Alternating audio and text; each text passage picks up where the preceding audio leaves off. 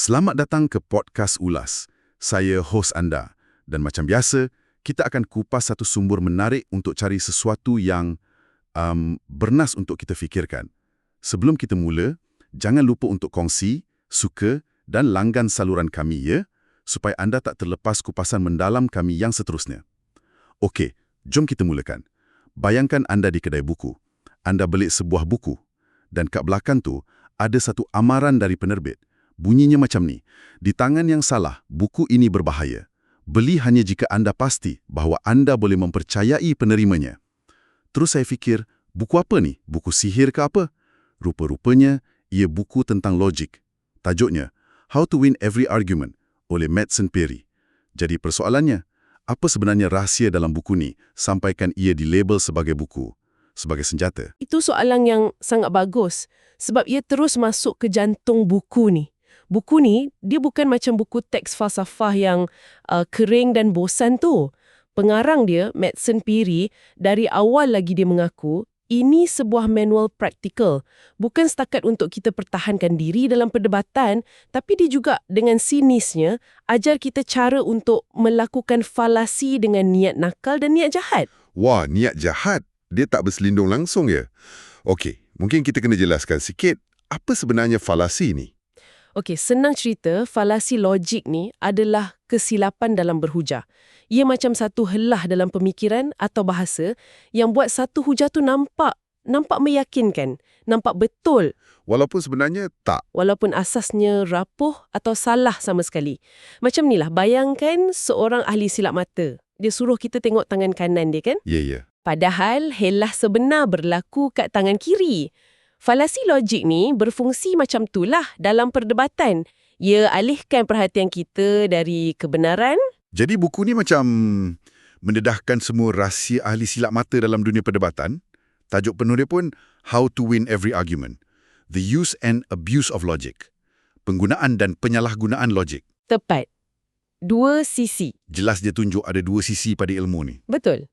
Dan Perry kata, bila anda dah faham pasal falasi-falasi ni, anda dapat dua kuasa besar. Kuasa besar. Macam mana tu? Pertama, kuasa bertahan. Anda jadi macam ada satu penapis dalam kepala. Bila ahli politik berucap, bila nampak iklan atau bila berbual dengan kawan-kawan, anda boleh kesan, ini tak betul. Dia sedang guna taktik ni? Ya. Lama-kelamaan, anda akan bina sejenis immunity terhadap manipulasi. Okey. Itu bahagian use, penggunaan. Macam mana pula dengan bahagian abuse atau penyalahgunaan yang kontroversi tu? Itulah kuasa kedua, kuasa menyerang. Perry berhujah secara realistik dalam banyak keadaan, orang tak peduli pun hujah anda logik ke tak. Mereka cuma peduli sama ada ia berkesan atau tidak. Jadi buku ni boleh juga dilihat sebagai kitab senjata untuk jadikan hujah anda lebih persuasif. Walaupun dengan cara yang tak jujur. Tepat. Inilah sebabnya ia dianggap berbahaya. Ia bukan sekadar ajar kita kenal senjata, ia juga ajar cara nak guna. Jadi, isu sebenar yang diutarakan buku ni bukan sekadar patut ke kita menipu untuk menang, tapi sesuatu yang lebih mendalam kan? Ia macam dedahkan betapa rapuhnya cara kita berkomunikasi. Betapa kerapnya kita semua tanpa sedar jadi mangsa atau mungkin juga pelaku falasi logik setiap hari. Betul. Dan ramai orang buat falasi ni bukan sebab mereka jahat. Selalunya sebab mereka tak pernah diajar cara fikir secara kritis dan logik. Ia jadi secara tak sengaja. Tapi ada juga yang sengaja kan? Itu dia. Memang ada golongan yang faham kuasa falasi ni dan sengaja gunakannya untuk manipulasi orang ramai. Buku ni macam satu pendedahan. Ia tukar apa yang Perry panggil syak wasangka samar-samar. Perasaan macam ada yang tak kena tu. Ya, perasaan tu. Ia tukarkan perasaan tu kepada keupayaan untuk kita tunding jari dan sebut, ini jenayah logik yang telah berlaku. Saya suka istilah tu, jenayah logik. Okey, rasanya kita patut bedah beberapa jenayah yang paling kerap berlaku ni.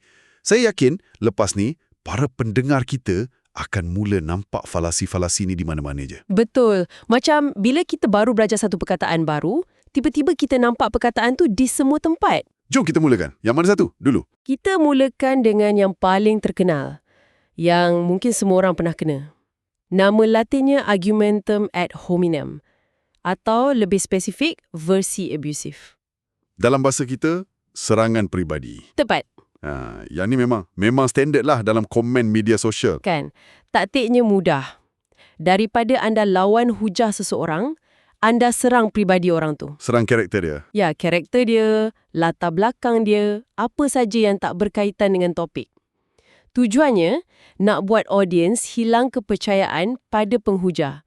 Jadi secara automatik, hujah dia pun nampak tak boleh dipercayai. Dalam buku, Piri bagi contoh klasik. Okey. Dr. Green berhujah dengan sangat meyakinkan tentang fluoridasi air. Apa yang dia tak beritahu kita ialah dia adalah Dr. Green yang sama yang 10 tahun lalu menerbitkan artikel yang menyokong euthanasia. Wow, itu satu serangan yang sangat licik.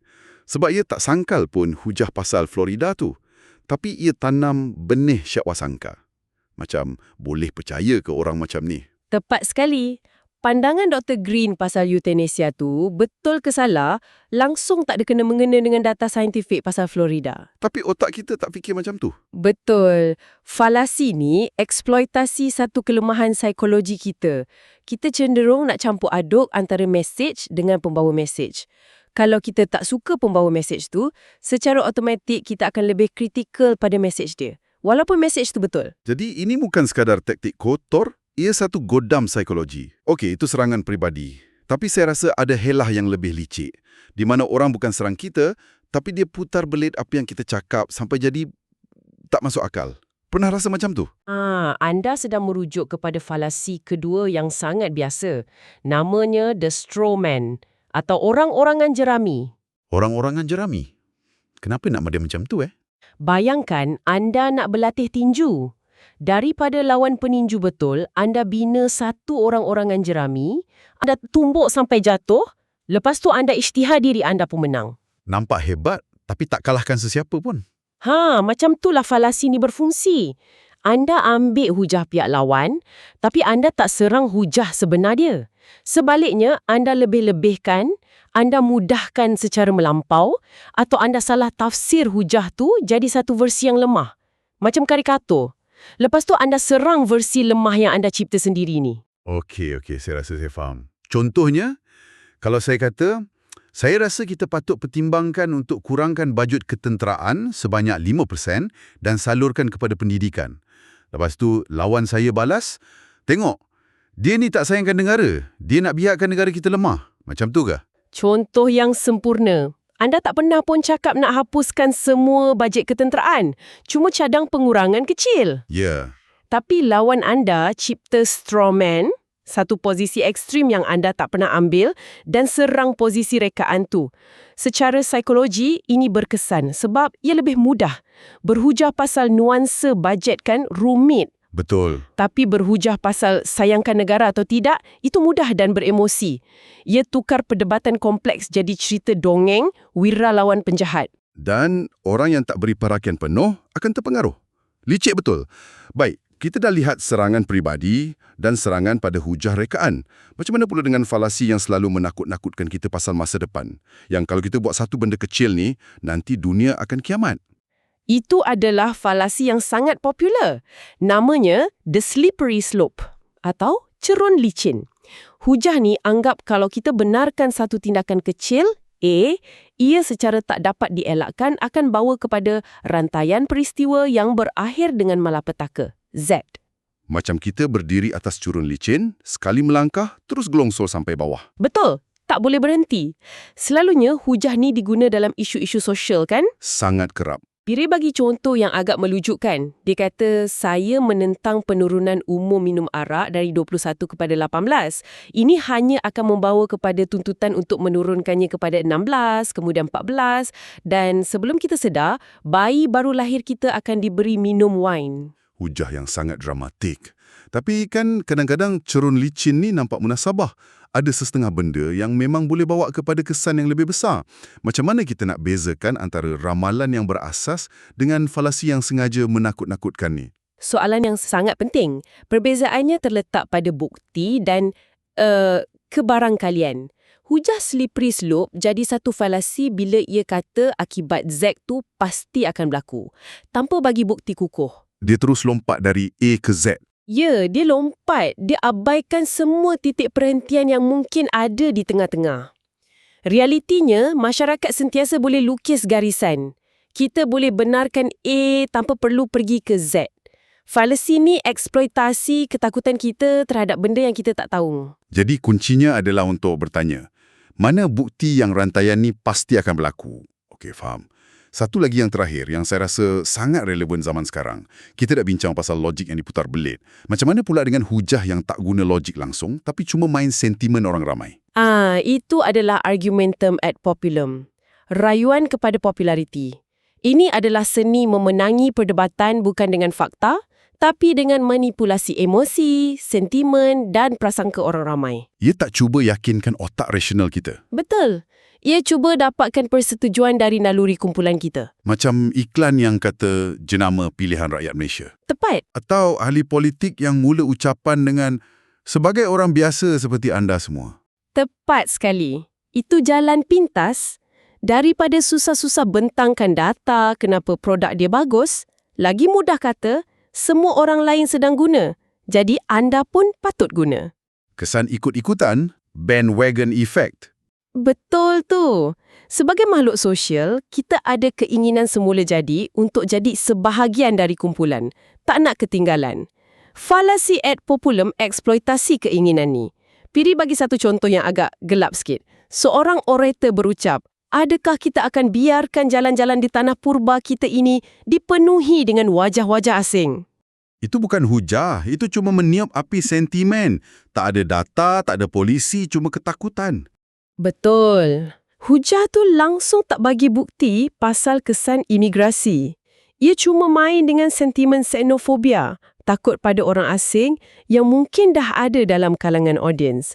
Tujuannya untuk dapat persetujuan emosi, bukan persetujuan berasaskan akal. Dan inilah yang buat ia sangat berkuasa dan berbahaya. Ya. Baik, lepas kita dah bedah semua taktik kuto ni, soalan pentingnya apa kesannya pada kita? Pada pendengar semua, apa yang patut kita buat dengan pengetahuan berbahaya ni?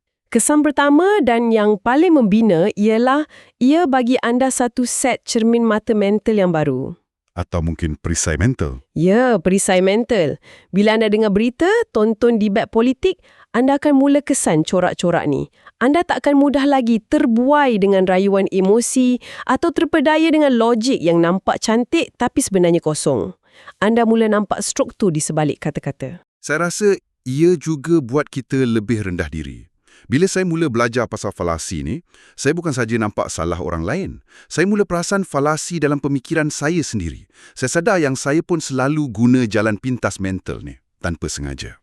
Itu satu anjakan pemikiran yang sangat penting. Ia paksa saya untuk jadi penghujah yang lebih baik dan lebih jujur. Betul. Memahami falasi bukan untuk kita jadi polis logik yang asyik tuding jari kat orang. Sebaliknya, ia alat untuk muhasabah diri. Ia jadikan kita pemikir yang lebih teliti. Kita akan mula bina hujah kita atas asas bukti yang kukuh, bukan helah retorik. Tujuannya bukan untuk jadi sinis, tapi untuk jadi kritis. Dan tajam. Dalam era di mana kita dibanjiri maklumat, keupayaan untuk bezakan hujah bernas dari sampah sarap adalah satu kemahiran untuk terus hidup. Buku ni diakhiri dengan satu pemerhatian yang sangat provokatif dan agak lucu juga. Piri tulis, bila anda tuduh lawan anda buat falasi dengan nama latinnya, contohnya, itu argumentum ad hominem. Ya. Ia akan kedengaran seolah-olah lawan anda tu hidap sejenis penyakit tropika yang jarang ditemui. Dan serta-merta, anda akan nampak lebih terpelajar dan berwibawa. Dan pemerhatian sinis tu bawa kita kepada satu persoalan penutup yang penting untuk anda renungkan. Kalau logik dan retorik boleh digunakan sebagai senjata yang tajam, adakah memenangi satu perdebatan tu betul-betul bermakna anda di pihak yang benar?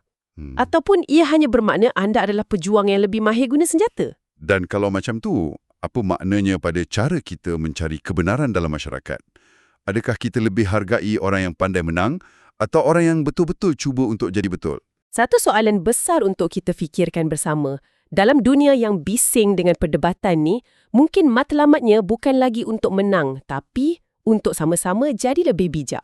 Itulah kupasan mendalam kita untuk kali ini. Sebuah buku yang boleh jadi alat untuk menajamkan fikiran atau sebilah senjata untuk memanipulasi. Pilihannya, macam biasa, di tangan anda. Terima kasih kerana mendengar podcast Ulas.